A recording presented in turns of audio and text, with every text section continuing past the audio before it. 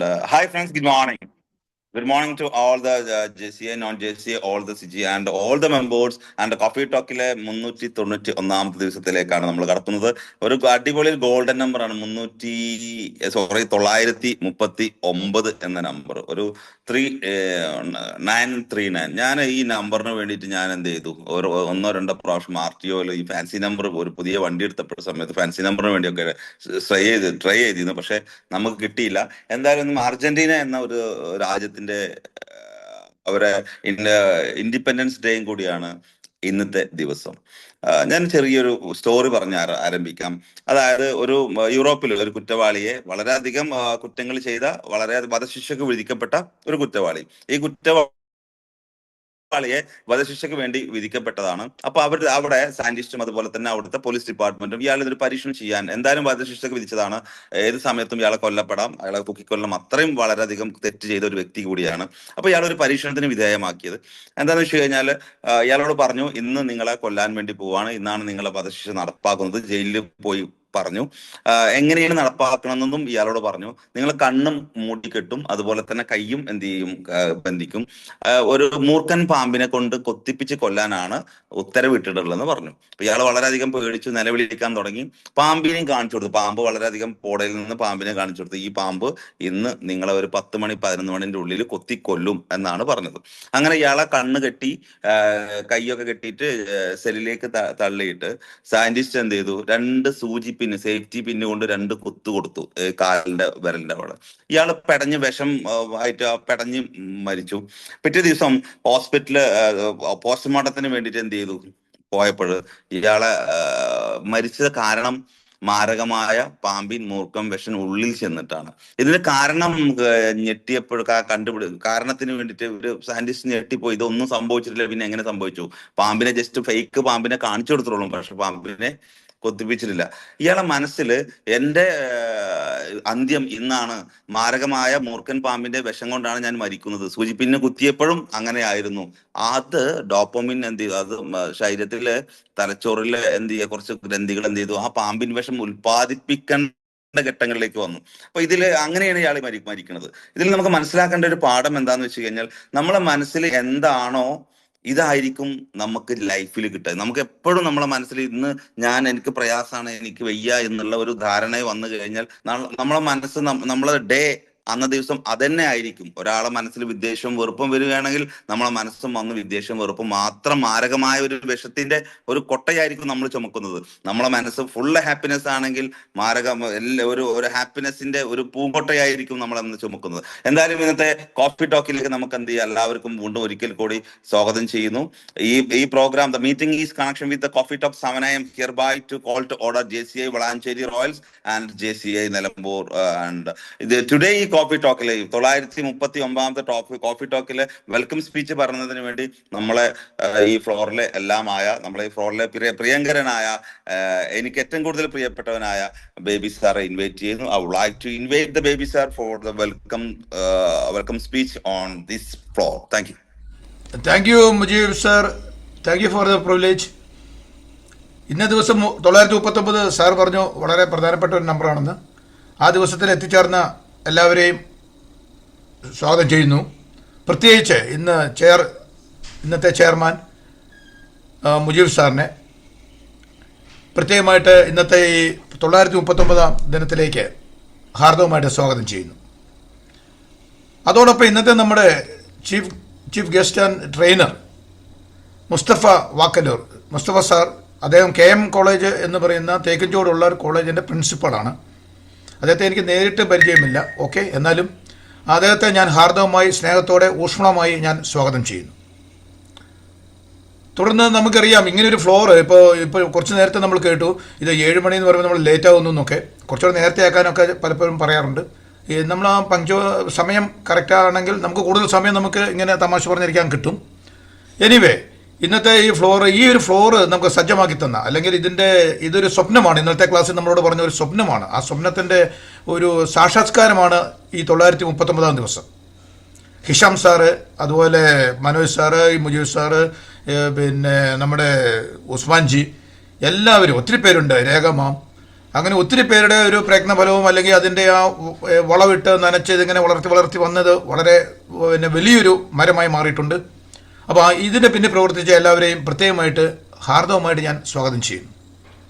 തുടർന്ന് ഇന്നേ ദിവസം ഈ പിന്നെ നമ്മുടെ ഈ ഫ്ലോറിൽ ഈ വന്നിട്ടുള്ള എല്ലാവരെയും, പ്രത്യേകിച്ച് ഇനി കുറച്ച് കഴിയുമ്പോൾ ഇന്ന് വരാനുള്ളവരെയും, ചിലപ്പോൾ താമസിച്ച് എന്തെങ്കിലും പ്രത്യേക കാരണം കൊണ്ട് താമസിച്ചിട്ടുണ്ടാകാം, അങ്ങനെ അവരെ എല്ലാവരെയും സ്വാഗതം ചെയ്തുകൊണ്ട് ഇന്നത്തെ ഈ ദിവസത്തിൻ്റെ എല്ലാ നന്മകളും എല്ലാവർക്കും നേർന്നുകൊണ്ട് താങ്ക് യു സാർ. ഞാൻ നിർത്തുന്നു. ഒത്തിരി നന്ദി.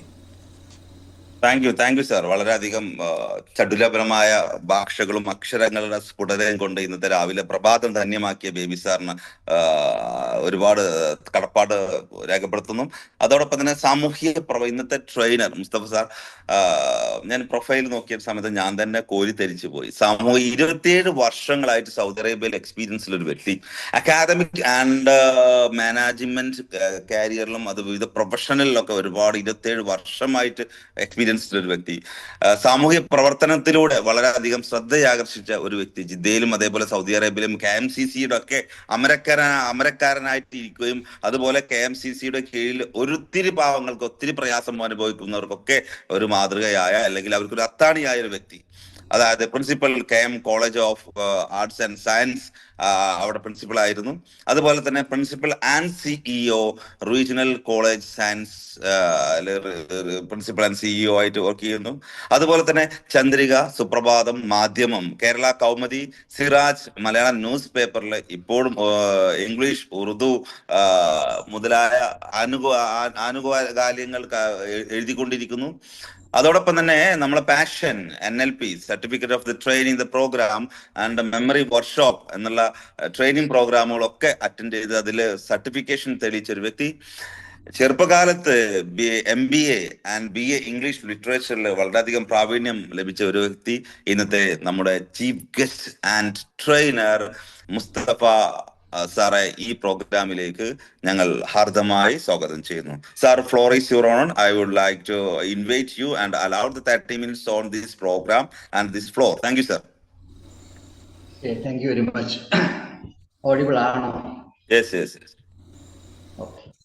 ക്യാമറ പ്രശ്നമുണ്ട് അല്ലേ? കുറച്ച് കുഴപ്പമില്ല. സാർ ഒന്ന് തുടച്ചാൽ എന്തെങ്കിലും ഇതുണ്ടോ? ക്യാമറയുടെ മുകളിൽ ഒന്ന് ജസ്റ്റ് ഒന്ന് ഒരു ടവൽ എന്തെങ്കിലും വെച്ച് ഒന്ന് ജസ്റ്റ് തുടക്കുകയാണെങ്കിൽ കുഴപ്പമൊന്നുമില്ല. ചെറിയ കുഴപ്പമില്ല സാർ, കുഴപ്പമില്ല. Good morning to all. സമന്വയ വിദ്യാഭ്യാസ സങ്കല്പത്തെ കുറിച്ചാണ് ഞാൻ സംസാരിക്കാൻ ആഗ്രഹിക്കുന്നത്. വിദ്യാഭ്യാസ പ്രവർത്തനങ്ങളുടെ ഓരം ചേർന്ന് നടന്നപ്പോൾ മനസ്സിലേക്ക് കയറി വന്ന ചില ആശയങ്ങളെയാണ് നിങ്ങളുടെ മുമ്പിൽ വെക്കാൻ ആഗ്രഹിക്കുന്നത്. പേരെടുത്ത് ഞാൻ ആരെയും പറയുന്നില്ല, കാരണം എനിക്ക് പലരെയും അറിയില്ലല്ലോ. നിലമ്പൂർ എൻ്റെ അടുത്താണ്, വളാഞ്ചേരി കുറച്ച് ദൂരെയാണ്, ഞാൻ അരീക്കോടാണ്. സമന്വയ വിദ്യാഭ്യാസ സങ്കല്പം അതെന്താണ്? അറ്റ്ലീസ്റ്റ് എൻ്റെ മനസ്സിൽ എന്താണ് എന്നുള്ളതാണ് ഞാൻ നിങ്ങളോട് സംസാരിക്കാൻ ആഗ്രഹിക്കുന്നത്. അതെന്തൊക്കെയാണ് അതിൽ സമന്വയിപ്പിക്കേണ്ടത് വിദ്യാഭ്യാസത്തിൽ? സമൂഹത്തിന് അതുകൊണ്ട് എന്ത് നേട്ടമാണ് ഉണ്ടാവാൻ പോകുന്നത്? അതുപോലെ തന്നെ സാർവത്രിക വിദ്യാഭ്യാസത്തിനായി രാജ്യം വലിയ ഫണ്ട് ഉപയോഗിക്കുന്നുണ്ട്. സാർവത്രിക വിദ്യാഭ്യാസം എന്ന് പറയുന്നത് അവകാശവുമാണ്, സൗജന്യവുമാണ്. അപ്പൊ അങ്ങനെ വിദ്യ അഭ്യസിക്കുന്ന ഒരു വ്യക്തി സമൂഹത്തിന് എന്ത് തിരിച്ചു കൊടുക്കേണ്ടതുണ്ട്? നല്ല വിദ്യാസമ്പന്നൻ എന്ന് പറയുന്നത് നല്ലൊരു പൗരൻ ആകുമോ? ഇനി ആകുന്നില്ലെങ്കിൽ എന്താണ് നല്ല പൗരനാകാൻ വിദ്യാഭ്യാസത്തിൽ വരുത്തേണ്ടുന്ന മാറ്റങ്ങൾ? ഇത്തരം വിഷയങ്ങളിലാണ് എൻ്റെ ടോക്ക്. ഇതിന്റെ മുഖ്യ ആശയം എന്താണെന്ന് വെച്ചാൽ, വിദ്യാഭ്യാസം വ്യക്തിയുടെ നേട്ടത്തിന് മാത്രം ഉള്ളതാണ്. സമൂഹത്തിന്റെ പൊതുനന്മക്ക് വേണ്ടി ഈ വിദ്യാഭ്യാസത്തെ മാറ്റേണ്ടതുണ്ടോ? ഉദാഹരണം പറഞ്ഞാൽ, ഒരു ഡോക്ടർ അല്ലെങ്കിൽ ഒരു എഞ്ചിനീയർ, ആ ഒരു ഡോക്ടറെയും എഞ്ചിനീയറെയും സൃഷ്ടിക്കുവാൻ വേണ്ടി സമൂഹം ഒത്തിരി ക്യാഷ് അല്ലെങ്കിൽ നികുതി പണം കൊടുക്കുന്നുണ്ട്. ഈ ചെലവൊക്കെ ആ വ്യക്തി ഡോക്ടറായി അല്ലെങ്കിൽ എഞ്ചിനീയറായി അല്ലെങ്കിൽ മറ്റെന്തെങ്കിലുമായി വിദേശത്തേക്കൊക്കെ പോയി കഴിഞ്ഞാൽ ആ നിക്ഷേപത്തിന്റെ ഗുണഭോക്താവ് ആരാണ്? വേറെ രീതിയിലും ചോദിക്കാം, വിദ്യാഭ്യാസം ജോലി കിട്ടാൻ മാത്രമുള്ള ഒരു ഉപകരണമാണോ, അതല്ല മനുഷ്യനെ സൃഷ്ടിക്കുന്ന ഒരു പ്രക്രിയയാണോ?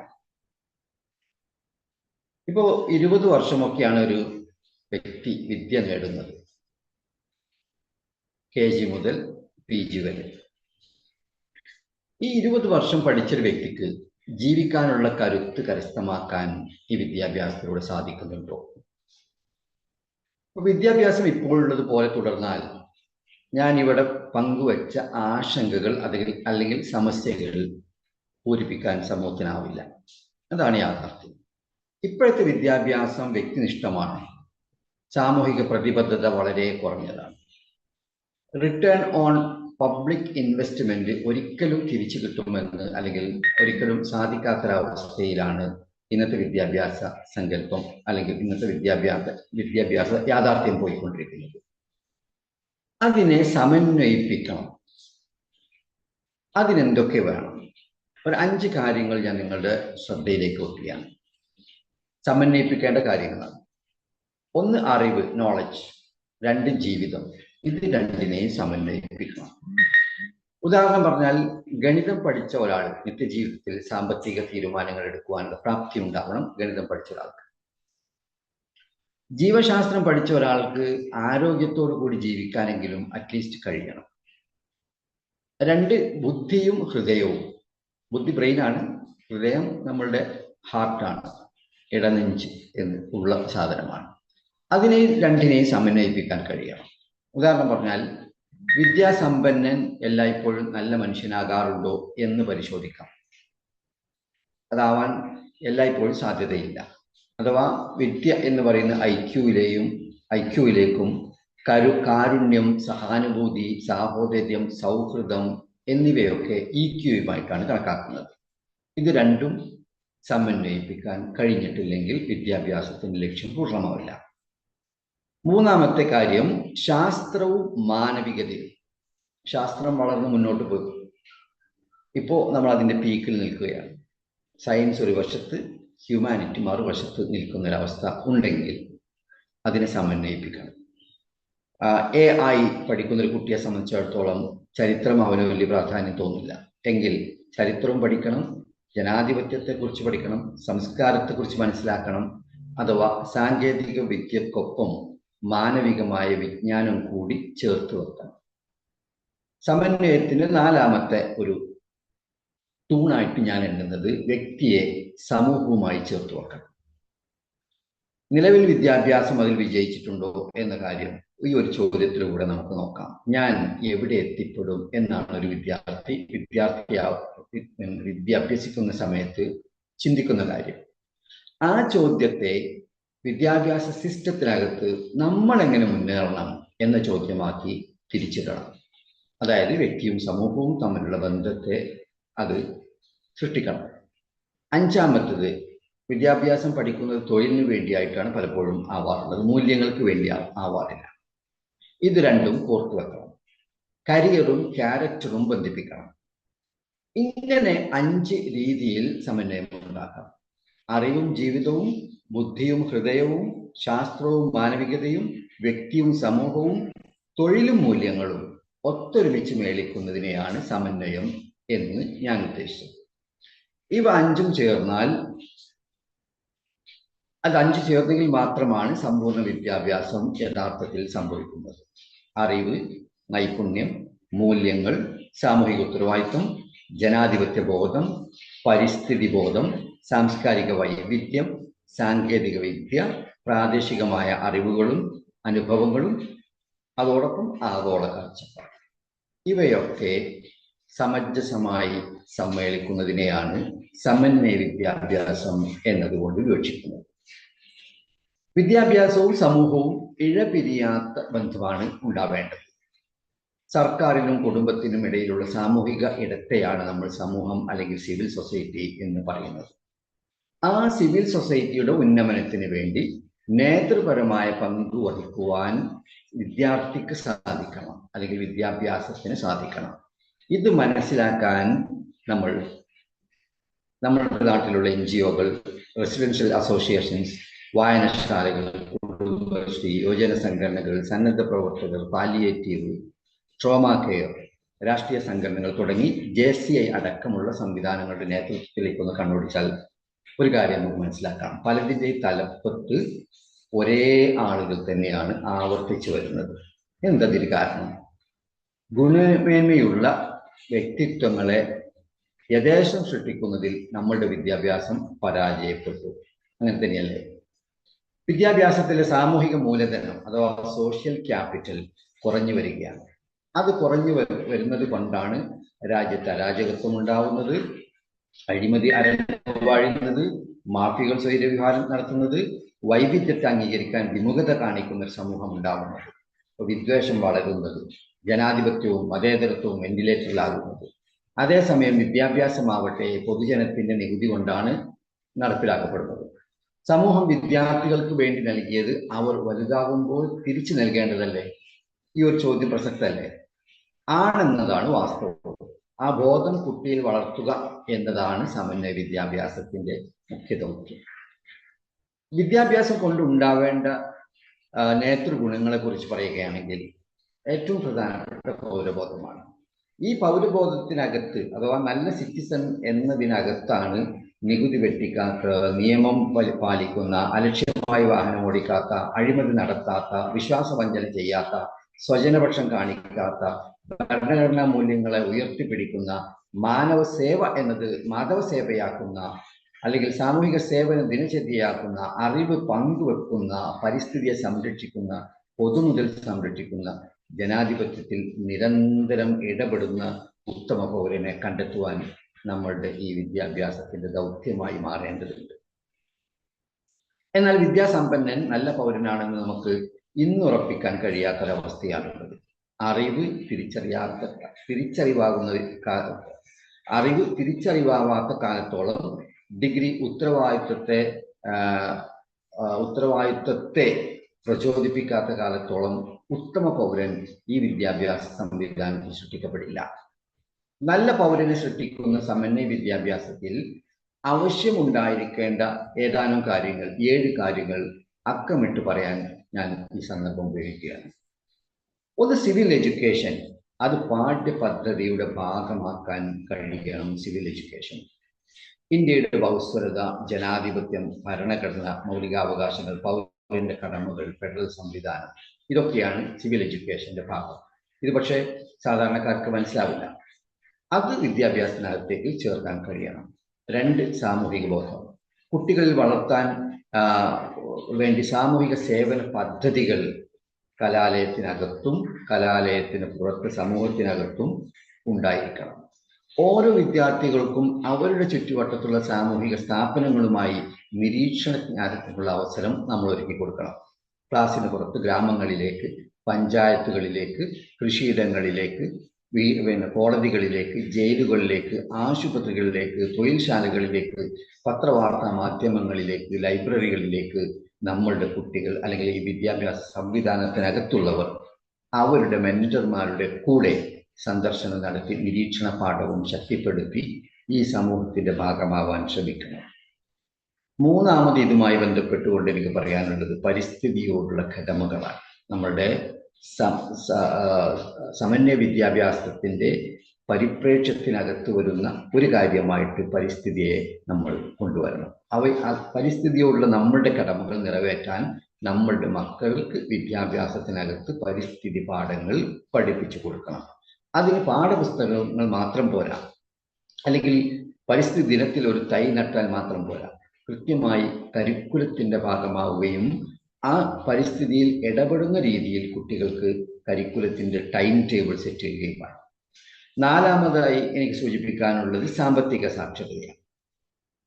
കൊമേഴ്സ് വിഷയം പഠിച്ചത് കൊണ്ടായില്ല, പണത്തിന്റെ മൂല്യം മനസ്സിലാക്കാൻ കുട്ടികൾക്ക് കഴിയണം. സ്വയം സംരംഭകരാവണം. അവർ പഠിക്കുന്ന കാലഘട്ടത്തിൽ തന്നെ സ്വയം സംരംഭകരാവാൻ കഴിയണം. നിക്ഷേപങ്ങളിൽ അവരെ പങ്കാളികളാക്കണം. നികുതികളെക്കുറിച്ചും സാമ്പത്തിക ധാർമ്മികതയെക്കുറിച്ചും മനസ്സിലാക്കാൻ ക്ലാസ് മുറികളിലും ക്യാമ്പസുകളിലും അവസരങ്ങൾ ഒരുക്കണം. 5ാമതായി പറയാനുള്ളത് ഡിജിറ്റൽ ലിറ്ററസിയാണ് ഇക്കാലഘട്ടത്തിന്റെ ഏറ്റവും വലിയ പ്രശ്നങ്ങളിലൊന്ന്. അത് നിർബന്ധമായും നമ്മളുടെ കുട്ടികൾ അല്ലെങ്കിൽ വിദ്യാഭ്യാസത്തിന്റെ സംവിധാനത്തിനകത്ത് ഡിജിറ്റൽ ലിറ്ററസി കൊണ്ടുവരണം. റീൽസ് അതിൻ്റെ ലോകവും റിയലിൻ്റെ ലോകവും തമ്മിൽ ഒരു മനസ്സിലാക്കാൻ അവരെ നാം പഠിപ്പിക്കണം. ഡിജിറ്റൽ സിറ്റിസൺഷിപ്പ് എന്നാണ് അറിയപ്പെടുന്നത്. ആ സംവിധാനം അല്ലെങ്കിൽ ആ വിധാനത്തിലേക്ക് നമ്മുടെ കുട്ടികളെ ഉയർത്തണം. AI അതിന് അനന്ത സാധ്യതകളുണ്ട്. അതിൽ പക്ഷേ അത് തുറന്നിടുന്നതോടൊപ്പം തന്നെ ഫേക്ക് ന്യൂസുകളെ കണ്ടെത്തുവാനും അല്ലെങ്കിൽ സമയം കൊല്ലികളായിട്ടുള്ളവയെ അവോയ്ഡ് ചെയ്യുവാനും നമ്മൾ തിരിച്ചറിവുണ്ടാക്കി കൊടുക്കണം. അത് സിസ്റ്റത്തിനകത്ത് കൊണ്ടുവരണം. മറ്റുള്ളവരുടെ സ്വകാര്യത മാനിക്കുവാനും സൈബർ എത്തിക്സ് അവരെ കൊണ്ടു നടക്കുവാനും ഞാൻ നേരത്തെ സൂചിപ്പിച്ച ഡിജിറ്റൽ സിറ്റിസൺഷിപ്പിനെ കുറിച്ച് അവർക്ക് ബോധ്യപ്പെടുത്തി കൊടുക്കണം. ഇങ്ങനെ ഇപ്പോൾ 5 കാര്യങ്ങൾ ഞാൻ പറഞ്ഞു. 6ാമത്തെ കാര്യം, ഏറ്റവും പ്രധാനപ്പെട്ടത് വിദ്യാഭ്യാസത്തിനകത്ത് കൊണ്ടുവരേണ്ടത് മെന്ററിങ് സിസ്റ്റമാണ്. നിർബന്ധിതമായ മെന്ററിങ് സിസ്റ്റം അത് കൊണ്ടുവരുന്നതിലൂടെ കുട്ടികളുടെ EQ വളരും, സംഘർഷത്തിലെ പരിഹരിക്കാൻ പറ്റും, കമ്മ്യൂണിക്കേഷൻ ശക്തിപ്പെടുത്താൻ പറ്റും, സഹാനുഭൂതി എമ്പതി കുട്ടികളിൽ വളർത്തുവാനും ഈ മെന്ററിങ് സിസ്റ്റത്തിന് സാധിക്കും എന്ന് ഞാൻ മനസ്സിലാക്കുന്നു. അവസാനമായി ക്രിട്ടിക്കൽ തിങ്കിങ്, കാര്യങ്ങളെ വിമർശന ബുദ്ധിയോടെ സമീപിച്ച് ജീവിതത്തെ അതിൻ്റെ സമഗ്രതയിൽ സമീപിക്കാൻ നമ്മുടെ മക്കൾക്ക് സാധിക്കണം. വിദ്യാഭ്യാസം ശരീരത്തിൻ്റെയും മനസ്സിൻ്റെയും ആത്മാവിൻ്റെയും സമഗ്ര വികസനമാണ് എന്ന് ഈ സമന്വയത്തെക്കുറിച്ച് ഗാന്ധിജി പറഞ്ഞിട്ടുണ്ട്. ഗാന്ധിജി പറഞ്ഞത് കൈയും തലയും ഹൃദയവും ചേർന്നാണ് ഹോളിസ്റ്റിക് എഡ്യൂക്കേഷൻ എന്നാണ്. പൂനെയിലെ സേവാഗ്രാമാശ്രമത്തിലൂടെ അദ്ദേഹം അത് കൃത്യമായി അടയാളപ്പെടുത്തിയിട്ടുണ്ട്. മെക്കാളയുടെ വിദ്യാഭ്യാസത്തെ തള്ളിക്കൊണ്ട് ഗാന്ധിജി ഇന്ത്യക്കായി നൈ താലീം എന്നൊരു വിദ്യാഭ്യാസ പദ്ധതി തന്നെ ഒരുക്കിയിട്ടുണ്ടായിരുന്നു. പ്രകൃതിയോടും സംസ്കാരത്തോടും ചേർന്ന സമന്വയ വിദ്യാഭ്യാസത്തിന്റെ മറ്റൊരു മാർഗമാണ് ടാഗോർ മുന്നോട്ട് വെച്ചത്. രവീന്ദ്രനാഥ് ടാഗോറിന്റെ വിദ്യാഭ്യാസ സങ്കല്പത്തിൽ പ്രകൃതി, കല, സംഗീതം, ശാസ്ത്രം, സ്വാതന്ത്ര്യം, ഗ്ലോബൽ സിറ്റിസൺഷിപ്പ് ഈ കാര്യങ്ങൾ സമന്വയിപ്പിച്ചുകൊണ്ടാണ് രവീന്ദ്രനാഥ് ടാഗോർ ശാന്തിനികേതനിലൂടെ അദ്ദേഹത്തിന്റെ വിദ്യാഭ്യാസ പരീക്ഷണങ്ങൾ മുന്നോട്ട് വെച്ചത്. വിദ്യാഭ്യാസം ജീവിതത്തിലുള്ള തയ്യാറെടുപ്പല്ല, വിദ്യാഭ്യാസം തന്നെയാണ് ജീവിതം എന്ന് അമേരിക്കൻ തത്വചിന്തകൻ ജോൺ ഡെവേ പറയുന്നു. എഡ്യൂക്കേറ്റ്, എജിറ്റേറ്റ്, ഓർഗനൈസ്, BR അംബേദ്കറിന്റെ ആഹ്വാനമാണിത്. വിദ്യാഭ്യാസം സാമൂഹിക നീതിയിലേക്കുള്ള വഴിയാണെന്ന് അംബേദ്കർ പറഞ്ഞിട്ടുണ്ട്. ആ സാമൂഹിക ജീവിതത്തിലേക്കുള്ള നീതിയിലേക്കുള്ള വഴി അദ്ദേഹം സ്വന്തം ജീവിതത്തിലൂടെ കാണിച്ച് തെളിയിക്കുകയും ചെയ്തിട്ടുണ്ട്. വിദ്യ കൊണ്ട് പ്രബുദ്ധരാകുക എന്നതാണ് കേരളത്തിന്റെ ഗുരുവായിട്ടുള്ള ശ്രീനാരായണ ഗുരു എപ്പോഴും ആഹ്വാനം ചെയ്തിട്ടുണ്ടായിരുന്നത്. സമന്വയ വിദ്യാഭ്യാസം എന്ന സങ്കല്പത്തിന് മൂർത്തഭാവം നൽകിയ മനീഷിയാണ് കേരളത്തിന്റെ ഗുരുവായ ശ്രീനാരായണ ഗുരു. ഗുരുവിന് വിദ്യാഭ്യാസം വെറും അറിവ് പകരുന്ന ഒരു പ്രക്രിയയായിരുന്നില്ല. വ്യക്തിയെ പ്രബുദ്ധനാക്കുകയും സമൂഹത്തെ സംഘടിതമാക്കുകയും സാമ്പത്തികമായി സ്വയം പര്യാപ്തമാക്കുകയും ചെയ്യുന്ന സാമൂഹിക പരിവർത്തനത്തിന്റെ ശക്തിയായിരുന്നു വിദ്യ കൊണ്ട് പ്രബുദ്ധരാകുക, സംഘടന കൊണ്ട് ശക്തരാകുക, വ്യവസായം കൊണ്ട് സമ്പന്നരാകുക എന്ന അദ്ദേഹത്തിന്റെ കൃത്യമായ ആഹ്വാനം. അതിന്ന് ഈ ഭാഷയിൽ പറയുകയാണെങ്കിൽ വിദ്യാഭ്യാസം സാമൂഹിക മൂലധനമാണെന്നും സാമ്പത്തിക ശാക്തീകരണം കൊണ്ടുവരണമെന്നും സംഘടന അല്ലെങ്കിൽ സംഘബോധം ഉണ്ടാക്കേണ്ടതാണെന്നും അദ്ദേഹം പറഞ്ഞിട്ടുണ്ട്. ഇവരൊക്കെ പറഞ്ഞ കാര്യത്തെ അല്ലെങ്കിൽ ഇതുവരെ നമ്മൾ പറഞ്ഞ കാര്യത്തെ സംഗ്രഹിക്കുകയാണ് Swami Vivekanandan. Education is the manifestation of the perfection already in man എന്ന വാക്യത്തിലൂടെ അദ്ദേഹം ചെയ്തിരിക്കുന്നത്. ഓൾറെഡി ദൈവം നമുക്കൊരു പ്ലാൻ ചെയ്തിട്ടുണ്ട്. ആ പ്ലാനിനകത്ത് നമ്മൾ എഡ്യൂക്കേഷനെ കൂട്ടിക്കൊടുത്തു കഴിഞ്ഞാൽ നമ്മൾക്ക് എന്ത് മാനിഫെസ്റ്റ് ചെയ്യാനാണോ നമ്മൾ ദൈവം സൃഷ്ടിച്ചിരിക്കുന്നത് അത് മാനിഫെസ്റ്റ് ചെയ്യപ്പെടും എന്നാണ് അതിനർത്ഥം. സമന്വയ എന്ന ആശയം ഞാൻ എവിടെയെങ്കിലും കൊണ്ടുവന്നതല്ല. അത് ഇന്ത്യൻ ചിന്താ പാരമ്പര്യത്തിന്റെ അതിപുരാതനമായ രേഖകളിൽ നമ്മൾ ഒളിഞ്ഞു കിടക്കുന്നുണ്ട്. ഭാരതീയ ദർശനം എന്ന് പറയാം. ഭാരതീയ ദർശനത്തിൽ സമന്വയം എന്നത് വെറുമൊരു കൂട്ടിച്ചേർക്കലല്ല, അഥവാ ഇന്റഗ്രേഷൻ അല്ല, മറിച്ച് നാനാത്വത്തിൽ ഏകത്വം എന്ന് പറയുന്ന യൂണിറ്റി ഇൻ ഡൈവേഴ്സിറ്റി, അതുപോലെ തന്നെ സമഗ്രത എന്ന് പറയുന്ന ഹോൾനെസ്, അതുപോലെ തന്നെ പരസ്പര ബന്ധിതത്വം എന്ന് പറയുന്ന ഇന്റർ കണക്റ്റഡ്നെസ് എന്നിവയൊക്കെ സൂചിപ്പിക്കുന്ന ഒരു അടിസ്ഥാന സങ്കല്പമാണ് ഈ സമന്വയം, ഈ സമന്വയ വിദ്യാഭ്യാസവും. ഹാർമോണൈസ്ഡ് എന്ന വാക്കാണ് അതിന് ഏറ്റവും അനുയോജ്യമെന്ന് എനിക്ക് തോന്നിയിട്ടുണ്ട്. അപ്പോ സംഗച്ഛദ്വം സംവദദ്വം സംഭോ മനോംസി ജാനതാം ദേവാഭാഗം യഥാ പൂർവേ സംജാനാന ഉപാസതേ. ഈ മന്ത്രം ഋഗ്വേദത്തിലുള്ളതാണ്.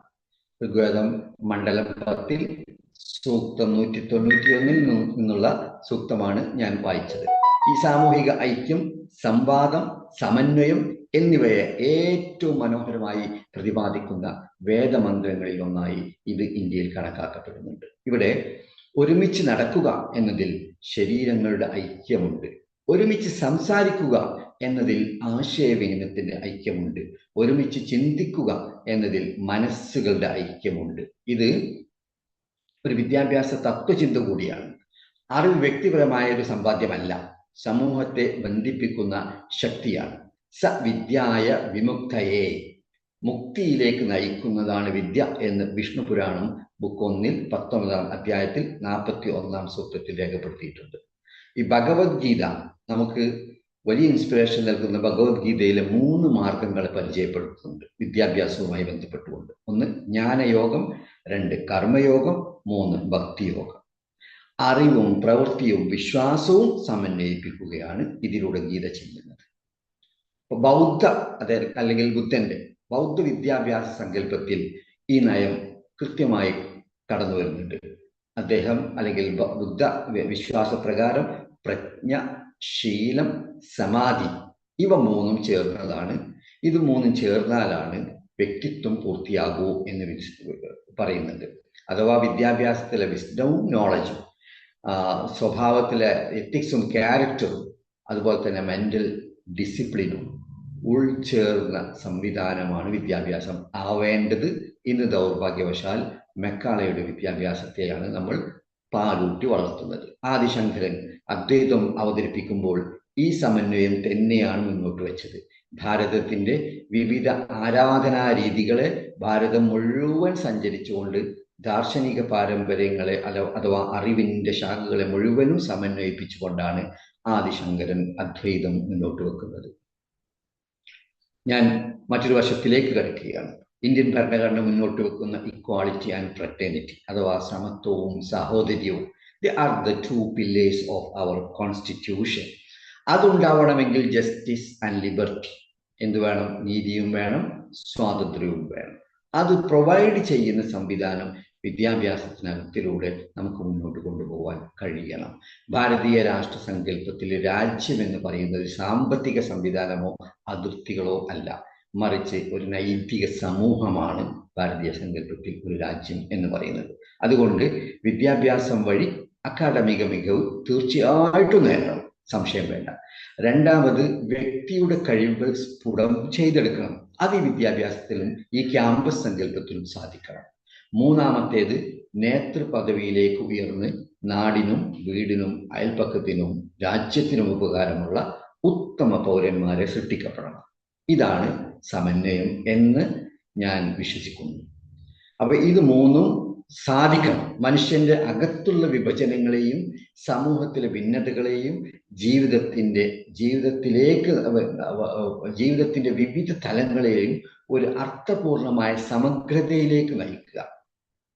ആ ഒരു പ്രക്രിയയാണ്, അതുണ്ടാക്കുന്ന വൈവിധ്യമാണ് ഭാരതീയ ദർശനമാണെങ്കിലും വിദ്യാഭ്യാസത്തിന്റെ ഭാരതീയ സങ്കല്പമാണെങ്കിലും അറിവുള്ള മനുഷ്യനെ സൃഷ്ടിക്കൽ മാത്രമല്ല, സമന്വിതനായ മനുഷ്യനെ രൂപപ്പെടുത്തുന്നതിലാണ് നമ്മളുടെ വിദ്യാഭ്യാസം ഫോക്കസ് ചെയ്യേണ്ടത് എന്ന് എനിക്ക് സൂചിപ്പിക്കാൻ ആഗ്രഹമുണ്ട്. ഇപ്പൊ സമന്വയ വിദ്യാഭ്യാസം ഒരു പാഠ്യപദ്ധതിക്ക് അകത്തുണ്ടാവണമെങ്കിൽ ഒരു വിദ്യാഭ്യാസ ആവാസ വ്യവസ്ഥ അഥവാ എഡ്യൂക്കേഷണൽ എക്കോസിസ്റ്റം രൂപപ്പെടേണ്ടതുണ്ട്. അത് സാധ്യമാക്കണം. അതിൽ ഓരോ തലത്തിലും ഓരോ അടരുകളിലും പ്രത്യേക ഉത്തരവാദിത്തങ്ങൾ ഉണ്ട്. ആർക്കൊക്കെ? സമന്വയ വിദ്യാഭ്യാസം സൃഷ്ടിക്കുന്നതിൽ അധ്യാപകരുടെ പങ്ക്, സ്ഥാപന മേധാവികളുടെ പങ്ക്, യൂണിവേഴ്സിറ്റികളുടെ പങ്ക്, പൊതുസമൂഹത്തിന്റെ പങ്ക്, സർക്കാരിന്റെ പങ്ക്, മാധ്യമങ്ങളുടെ പങ്ക് എന്നിത്യാദി വിഭാഗങ്ങളുടെ റോൾ എന്താണെന്ന് പരിശോധിക്കണം. തീർച്ചയായിട്ടും സമന്വയ വിദ്യാഭ്യാസത്തിന്റെ ശില്പികൾ ടീച്ചർമാർ തന്നെയാണ്, അല്ലെങ്കിൽ അധ്യാപകരാണ്. അവരെന്ത് പേരിട്ട് വിളിച്ചാൽ അവർ പഠിപ്പിക്കുന്ന വിഷയങ്ങളെ ജീവിതവുമായി ബന്ധിപ്പിക്കാൻ ഈ അധ്യാപകർക്ക് സാധിക്കുമ്പോൾ മാത്രമാണ് സമന്വയ വിദ്യാഭ്യാസം കടന്നു വരുന്നത്. അന്വേഷണ മനോഭാവം നമ്മുടെ കുട്ടികൾ വളർത്താൻ ടീച്ചർമാർക്ക് സാധിക്കണം. ചോദ്യങ്ങൾ ചോദിപ്പിക്കാൻ സ്റ്റുഡൻസിനെ പ്രേരിപ്പിക്കണം. സത്യസന്ധത, സമയനിഷ്ഠ, സഹിഷ്ണുത, ജനാധിപത്യ സംസ്കാരം എന്നീ മൂല്യങ്ങൾ അധ്യാപകന്റെ ജീവിതത്തിലൂടെ, മാതൃകയിലൂടെ അധ്യാപകന് പകർന്നു കൊടുക്കാൻ കഴിയണം. എനിക്കും ഇവിടെ സ്ഥാനമുണ്ട് എന്നൊരു ഉൾക്കൊള്ളലിന്റെ അനുഭവം അധ്യാപകരുടെ മുന്നിലുള്ള ഓരോ വിദ്യാർത്ഥിയിലും സൃഷ്ടിക്കണം. പ്രാദേശിക വിദഗ്ധർ, കർഷകർ, ആരോഗ്യ പ്രവർത്തകർ, കലാകാരന്മാർ, NGOകൾ ഇവരെയൊക്കെ പഠനത്തിന്റെ ഭാഗമായി തന്നെ കുട്ടികൾക്ക് പരിചയപ്പെടുത്തണം. അതിലവർ സമൂഹത്തെ ക്ലാസ് മുറിയിലേക്ക് കൊണ്ടുവരാൻ നമുക്ക് സാധിക്കണം. ഇനി ഒരു പ്രിൻസിപ്പൽ എന്ന രീതിയിൽ, അതല്ലെങ്കിൽ എഡ്യൂക്കേഷൻ ലീഡർ എന്ന രീതിയിൽ സമന്വയ വിദ്യാഭ്യാസത്തിൽ എന്നെപ്പോലുള്ളവരുടെ പങ്കുണ്ട്. ഒരു പ്രധാന അധ്യാപകൻ എന്ന് പറയുന്നത് ആ സ്ഥാപനത്തിന്റെ ദർശനം രൂപപ്പെടുത്തേണ്ട ആളാണ്. അങ്ങനെ ഒരു മാനവിക ദർശനത്തിൽ ഊന്നി നിന്ന് വേണം സ്ഥാപനത്തെ അദ്ദേഹം കെട്ടിപ്പടുക്കാൻ. ഈ വിഷനിലേക്ക് എല്ലാവരെയും, അധ്യാപകരുണ്ട്, രക്ഷിതാക്കളുണ്ട്, വിദ്യാർത്ഥികളുണ്ട്, സമൂഹമുണ്ട്, ഗവൺമെന്റ് ഉണ്ട്, ഇവരെല്ലാത്തിനെയും ചേർത്ത് നിർത്താനുള്ള സഹകരണ സംസ്കാരം ഈ പ്രധാന അധ്യാപകന് ഉണ്ടായിരിക്കണം.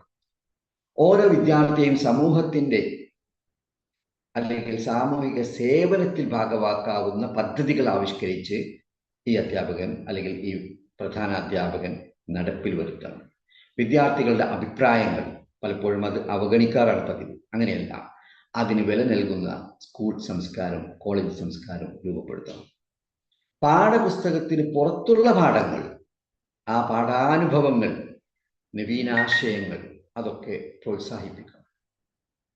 ഇത്രയും കാര്യങ്ങൾ പ്രധാന അധ്യാപകന്റെ ചുമതലയിൽ ഈ വിഷയത്തിൽ കടന്നു വരുമ്പോൾ സർവകലാശാലകൾക്കുള്ള പങ്ക്, അവർ നോളജ് കോമൺസ് ആണ്. അവർ ജ്ഞാനത്തെ സമാഹരിക്കുന്ന വിഭാഗമാണ്. സമാഹരിക്കുക മാത്രമല്ല, ഡിസ്ട്രിബ്യൂട്ട് ചെയ്യുന്നവരാണ്. എത്ര കോളേജ് നടത്തി അല്ലെങ്കിൽ എത്ര കോളേജ് ഒരു യൂണിവേഴ്സിറ്റിക്കകത്ത് ഉണ്ട് എന്നതല്ല പ്രധാനം, അല്ലെങ്കിൽ എത്ര കുട്ടികൾക്ക് ഡിഗ്രി കൊടുക്കുന്നു, ഏതെല്ലാം ഡിഗ്രി കൊടുക്കുന്നു എന്നതല്ല പ്രധാനം. എത്ര റിസർച്ച് പേപ്പറുകൾ ഒരു കോളേജ് ഒരു വർഷം പുറത്തിറക്കുന്നു എന്നതിനാണ് ഒന്നാമത്തെ വാല്യൂ കൊടുക്കേണ്ടത്. അഥവാ സമൂഹത്തിന്റെ ബൗദ്ധിക മനസ്സാക്ഷി, അതാണ് ഒരു സർവകലാശാല. അവിടെ ശാസ്ത്രം, സാമൂഹിക ശാസ്ത്രം, കല, സാങ്കേതിക വിദ്യ എന്നിവയൊക്കെ തമ്മിൽ സംവദിക്കുന്ന ബഹുവിഷയ പാഠ്യപദ്ധതികൾ കൊണ്ടുവരണം. കാലാനുസൃതമായി അവരുടെ സിലബസ് പരിഷ്കരിച്ചുകൊണ്ടേയിരിക്കണം. ഗവേഷണത്തിന്റെ ലക്ഷ്യം വെറും ജേണലുകൾ പുറത്തിറക്കുവാൻ മാത്രമാവരുത്. അവ സമൂഹത്തിന്റെ പ്രശ്നങ്ങളുടെ പരിഹാരമായിട്ട് മാറണം. ഭരണഘടനാ മൂല്യങ്ങൾ ഉയർത്തിപ്പിടിക്കാൻ കഴിയണം. ഗ്രാമങ്ങൾ, നഗരങ്ങൾ, പ്രാദേശിക ഭരണകൂടങ്ങൾ, വ്യവസായം, സിവിൽ സമൂഹം ഇവയുമായൊക്കെ സഹകരിച്ച് സമൂഹത്തിന് പൂർണ്ണമായ ഒരു പഠനാവസരം ഒരുക്കുന്നതായിരിക്കണം ഒരു യൂണിവേഴ്സിറ്റിയുടെ നയം. അതിന് യൂണിവേഴ്സിറ്റി തയ്യാറാവണം. മറ്റൊന്ന് പൊതുസമൂഹമാണ്. പൊതുസമൂഹം തീർച്ചയായിട്ടും അവരാണ് കോ എഡ്യൂക്കേറ്റർ എന്ന് പറയുന്നത്. Society is a co educator. സാധാരണ ഒരു പ്രയോഗമുണ്ട്, it takes a village to raise a child. ഒരു കുട്ടിയെ ഉണ്ടാക്കുന്നത് ഒരു ഗ്രാമമാണ്, അല്ലെങ്കിൽ ഗ്രാമാന്തരീക്ഷമാണ്. അങ്ങനെ തന്നെയാണ് തീർച്ചയായിട്ടും, അഥവാ സമൂഹമാണെന്ന് അർത്ഥം. അപ്പോൾ വിദ്യാഭ്യാസം കുടുംബത്തിന്റെ സ്വകാര്യ നിക്ഷേപം ആവാൻ പാടില്ല, ഇന്നത്തെ പോലെ ആവാൻ പാടില്ല എന്നർത്ഥം. അത് സമൂഹത്തിന്റെ ഭാവിയിലേക്കുള്ള നിക്ഷേപമാണ്. നമ്മളിപ്പോൾ പലവട്ടം ഇത് പറഞ്ഞു. കുട്ടികൾ കേൾക്കുന്നതിനേക്കാൾ കാണുന്നതിലാണ് വിശ്വസിക്കുക, അതിനാണല്ലോ കൂടുതൽ പഠിക്കുക, കാഴ്ച. അതുകൊണ്ട് ഓരോ വ്യക്തിയും, സമൂഹത്തിലെ ഓരോ വ്യക്തിയും കുട്ടികൾക്ക് മാതൃകയാവണം. രക്ഷിതാക്കൾ, തദ്ദേശ സ്വയംഭരണ സ്ഥാപനങ്ങൾ, ലൈബ്രറികൾ, സന്നദ്ധ സംഘടനകൾ, JCI പോലുള്ളവയൊക്കെ വിദ്യാഭ്യാസത്തിൽ കൃത്യമായി പങ്കാളിത്തം വഹിക്കണം. പൊതുവിദ്യാഭ്യാസത്തെ പിന്തുണക്കണം. നല്ല സർക്കാർ സ്കൂളുകൾ ശക്തമായ ജനാധിപത്യത്തിൻ്റെ ഈറ്റില്ലങ്ങളായി അല്ലെങ്കിൽ അടിത്തറയായി മാറ്റാൻ നമുക്ക് സാധിക്കണം. വിദ്യാഭ്യാസം നേടിയവർ അവർക്ക് സമൂഹത്തിലേക്ക് തിരിച്ചു കൊടുക്കേണ്ട ഒരുപാട് കാര്യങ്ങൾ മെന്ററിംഗ് രീതിയിലും സ്കോളർഷിപ്പ് രീതിയിലും സമയം പങ്കിടൽ രീതിയിലും അറിവ് പങ്കിടൽ രീതിയിലുമായിട്ട് പൊതുസേവനം ആയിട്ടൊക്കെ അവർ സമൂഹത്തിന് തിരിച്ചു നൽകണം. ഈ അറിവിൻ്റെ പൂളിലേക്ക് അവരുടെ എക്സ്പീരിയൻസ്, അവരുടെ മണി ആൻഡ് പവർ ഇതൊക്കെ കൊണ്ടുവരണം. ഇതാണ് പൊതുസമൂഹം ചെയ്യാറുള്ളത്. സർക്കാരിന് പങ്കുണ്ട്. സർക്കാരിൻ്റെ പങ്ക് എന്താണെന്ന് വെച്ചാൽ, സർക്കാരാണ് ഇത് വിദ്യാഭ്യാസം എനേബിൾ ചെയ്യുന്നവർ, അതിനെ സംരക്ഷിച്ചു കൊണ്ടുപോകുന്നവർ. ഇപ്പോൾ വിദ്യാഭ്യാസം ഒരു വിപണന ഉൽപ്പന്നമല്ല എന്ന ബോധ്യം ആദ്യം ഉണ്ടാവേണ്ടത് അതൊരു പൊതു അവകാശവും പൊതു നിക്ഷേപവുമാണ് എന്ന കാര്യം നൈരന്തര്യമായി മനസ്സിലാക്കേണ്ടത് സർക്കാർ തന്നെയാണ്. ആയതിനാൽ എല്ലാവർക്കും തുല്യാവസരം ഉറപ്പുവരുത്താൻ സർക്കാരിന് സാധിക്കണം. അതുപോലെ തന്നെ സമന്വയ പാഠ്യപദ്ധതി നയം കൊണ്ടുവന്ന് നടപ്പിലാക്കാൻ സർക്കാർ മുന്നോട്ട് വരണം. നല്ല വിദ്യാഭ്യാസം പാഠപുസ്തകങ്ങളെക്കാൾ നല്ല അധ്യാപകരിലെ ആശ്രയിച്ചിരിക്കുന്നു എന്ന കാര്യം നമുക്കറിയാം. അധ്യാപകർക്ക് തുടർച്ചയായ പരിശീലനം കൊടുക്കണം, ഗവേഷണാവസരങ്ങൾ ഉണ്ടാവണം, അവർക്ക് അവരുടെ സ്വാതന്ത്ര്യം വിനിയോഗിക്കാൻ കഴിയണം. അവർ വിനിയോഗിക്കുന്ന സ്വാതന്ത്ര്യത്തിനും അവർ കൊണ്ടുവരുന്ന കോൺട്രിബ്യൂഷനും തക്കതായ അംഗീകാരങ്ങൾ നൽകാൻ സർക്കാരിന് സാധിക്കണം. അപ്പോൾ നിലവിലുള്ള പരീക്ഷാ രീതിയെക്കുറിച്ച് പറയണമല്ലോ. ഈ പരീക്ഷാ രീതിയിൽ കാലോചിതമായ പരിഷ്കരണങ്ങൾ കൊണ്ടുവരണം. ഞാനത് പറയുമ്പോൾ പ്രശ്നപരിഹാരശേഷി, കുട്ടിയുടെ പ്രശ്നപരിഹാരശേഷി, കുട്ടി പാഠഭാഗങ്ങളുമായി എങ്ങനെ സഹകരിച്ചു, സാമൂഹിക ഉത്തരവാദിത്വം എങ്ങനെ പൂർത്തിയാക്കി, അവളുടെ സൃഷ്ടിപരത എങ്ങനെയാണ്, മൂല്യബോധം എത്രമാത്രമാണ് വിദ്യാഭ്യാസത്തിലൂടെ അവൾ നേടിയിരിക്കുന്നത്, ഇതൊക്കെ മുൻനിർത്തി മൂല്യനിർണയം നടത്തുവാനുള്ള ഒരു പുതിയ സംവിധാനത്തെക്കുറിച്ച് വിദ്യാഭ്യാസ അല്ലെങ്കിൽ പരീക്ഷാ സംവിധാനത്തെക്കുറിച്ച് ആലോചിക്കണം. സമൂഹവുമായി വിദ്യാഭ്യാസത്തെ ബന്ധിപ്പിക്കുന്ന കടമ്പകൾ സർക്കാർ മാറ്റിക്കൊടുക്കണം.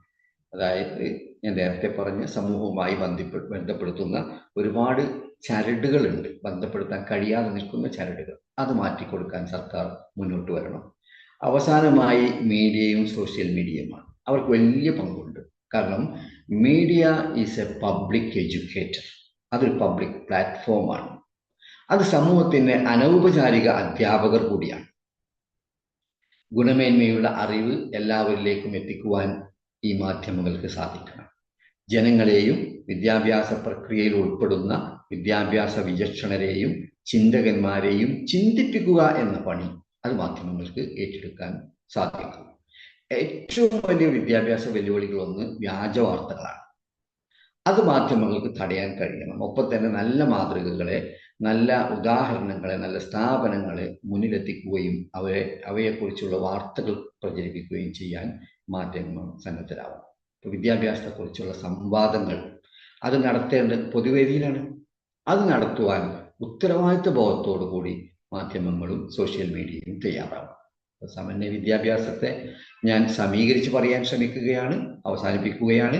സമന്വയ വിദ്യാഭ്യാസത്തെ ഒരു വൃക്ഷവുമായി സങ്കല്പിക്കുകയാണെങ്കിൽ വിദ്യാർത്ഥി ആ വൃക്ഷത്തിന്റെ ഫലമാണ്, ഫ്രൂട്ട്. അധ്യാപകൻ തോട്ടക്കാരനാണ് അഥവാ ഗാർഡനറാണ്. ആ സ്ഥാപന മേധാവി അല്ലെങ്കിൽ പ്രിൻസിപ്പൽ എന്ന് പറയുന്നത് വൃക്ഷം നട്ട് പരിപാലിക്കുന്നവരാണ്. ഈ സർവകലാശാലയുടെ റോൾ വിത്ത് വികസിപ്പിക്കുന്ന ഗവേഷണ കേന്ദ്രത്തെ പോലെയാണ്. പൊതുസമൂഹത്തിന്റെ റോൾ മണ്ണ് പോലെയാണ് അല്ലെങ്കിൽ ഭൂമി പോലെയാണ്. സർക്കാർ അതിന് ജലസേചനവും സംരക്ഷണവും നൽകുന്ന സംവിധാനത്തെ പോലെയാണ്. മാധ്യമങ്ങൾ സൂര്യപ്രകാശം പോലെ അറിവും ബോധവും എത്തിക്കുന്ന ശക്തിയാണ്. ഇപ്പോൾ മണ്ണ് നല്ലതായാലും വെള്ളമില്ലെങ്കിൽ വൃക്ഷം വളരാൻ സാധ്യതയില്ല. വെള്ളമുണ്ടായാലും സൂര്യപ്രകാശമില്ലെങ്കിൽ വളർച്ച പൂർണ്ണമാവില്ല. അതുപോലെ അധ്യാപകർ മാത്രം ശ്രമിച്ചാൽ സമന്വയ വിദ്യാഭ്യാസം സാധ്യമാകില്ല. സർക്കാർ, സർവകലാശാലകൾ, സമൂഹം, മാധ്യമങ്ങൾ, കുടുംബങ്ങൾ, വ്യക്തികൾ, പാരൻസ് എന്നിവ ചേർന്നുള്ള ഒരു സജീവമായ ജീവിക്കുന്ന ആവാസ വ്യവസ്ഥ, ഒരു എക്കോസിസ്റ്റം, എഡ്യൂക്കേഷണൽ എക്കോസിസ്റ്റം സൃഷ്ടിക്കുമ്പോഴാണ് വിദ്യാഭ്യാസം നല്ല വർക്ക് ഫോഴ്സിനെ മാത്രമല്ല നല്ല പൗരന്മാരെയും രാജ്യത്തിന് സംഭാവന ചെയ്യുക. ഇത്രമാത്രം പറഞ്ഞുകൊണ്ട് ഞാൻ എൻ്റെ വാക്കുകൾക്ക് വിരാമം കുറിക്കുന്നു. ഈ അവസരം നൽകിയ JCIക്കും സഹപ്രവർത്തകർക്കും, പ്രത്യേകിച്ചും മുജീബ് സാറാണ് എന്നെ വിളിച്ചത്, അദ്ദേഹത്തിനും നന്ദി രേഖപ്പെടുത്തിക്കൊണ്ട് വാക്കുകൾ അവസാനിപ്പിക്കുന്നു. Jai Hind. Thank you sir. 4ാമത്തെ പോയിന്റ് എന്ന് പറയാമോ? 7 പോയിന്റില് 7 പോയിന്റ് 4ാമത്തെ പോയിന്റാ? Digital literacy. എങ്ങനെ? സാമ്പത്തിക സാക്ഷരത. അല്ല, സാമ്പത്തിക. Okay, thank you sir. Thank you sir. വളരെ അർത്ഥവത്തമായി വിദ്യാഭ്യാസത്തെ കുറിച്ച് വളരെ ഭംഗിയായിട്ട് മറ്റുള്ളവർക്ക് മനസ്സിലാകുന്ന ഭാഷയിൽ വളരെ ഭംഗിയായിട്ട് അത് അവതരിപ്പിച്ചു.